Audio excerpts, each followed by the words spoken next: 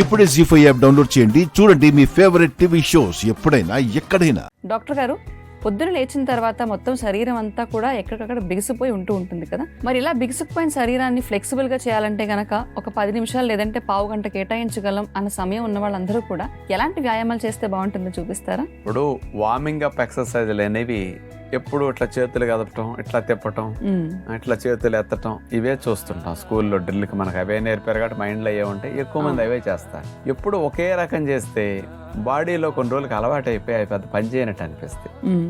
అందుకని కొత్త చేయటం ద్వారా బాడీకి బెనిఫిట్స్ ఇంకా పెరుగుతాయి. కానీ వార్మింగ్ అప్ ఎక్సర్సైజులు ఇప్పుడు వరకు చూపించని కొత్త రకాలని సుమారుగా ఒక 5-6 రకాలు ఎలా చేయాలో ఇప్పుడు మనం చూపించబోతున్నాం.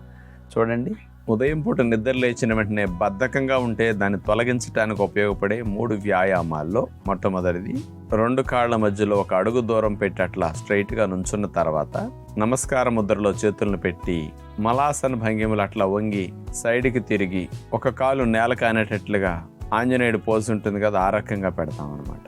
ఒకసారి కుడికాలు మోకాలు నేల కానిస్తే మరోసారి కుడివైపుకి తిరిగి ఎడమ కాలుని మోకాలు నేల కానిస్తాం. మళ్ళీ లేవటం, అలా కూర్చోవటం.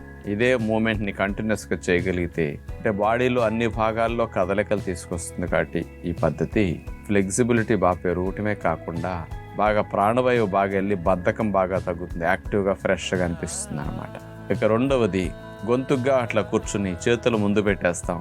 కప్ప గొంతులాగా ఒకసారి ఎగిరి కాళ్ళని చేతుల దగ్గర తీసుకువెళ్ళాలి. ఎట్లా ముందుకు ఎగిరొచ్చాము మళ్ళీ కాళ్ళని అట్లాగే బ్యాక్ జంప్ చేసి తీసుకువెళ్ళాలి. భుజంగాసనలు అట్లా భంగిమ పెట్టేస్తాం. అలాగే అలా పర్వతాసనం లాగా పెట్టేసి మళ్ళా కాళ్ళని జంప్ చేసి చేతుల దగ్గర తీసుకురావాలి. మళ్ళా కాళ్ళని జంప్ చేసి బ్యాక్ తీసుకువెళ్ళాలి. భుజంగాసనలా చేయటం. ఇది కంటిన్యూస్గా మూమెంట్ లాగా ఒక ఎక్సర్సైజ్ లాగా ఇలా చేయగలిగితే పాదాల దగ్గర నుంచి తల భాగం వరకు అన్ని భాగాల్లో కదలికలు బాగా వస్తాయి. నిద్రపోయినప్పుడు పట్టేసిన శరీర అవయవాలన్నీ తిరిగి నార్మల్ స్థితికి సహజంగా వెళ్ళటానికి ఈ వ్యాయామం బాగా ఉపయోగపడుతుంది. 3వ వ్యాయామంగా మనం 2 పాదాలను ముందు పెట్టి సీటు ఆనిచట్ల కూర్చున్న తర్వాత 2 చేతులు పైకి లేపి వెనక్కి వాళ్తాం. నౌకాసనలాగా అట్లా చేశాక కాళ్ళు పైకి లేపి చాపేసేయాలి. మళ్ళీ ఇందట వలె కూర్చోవాలి. మళ్ళీ బ్యాక్ వెళ్ళాలి.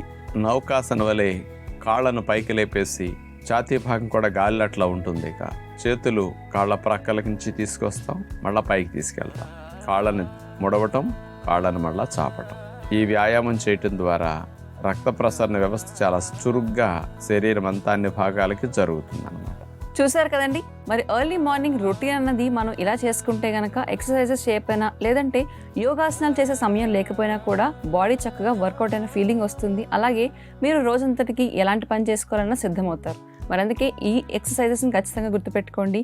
జీ5 యాప్ డౌన్లోడ్ చేసి అన్ని ఎపిసోడ్స్ పూర్తి ఉచితంగా చూడండి.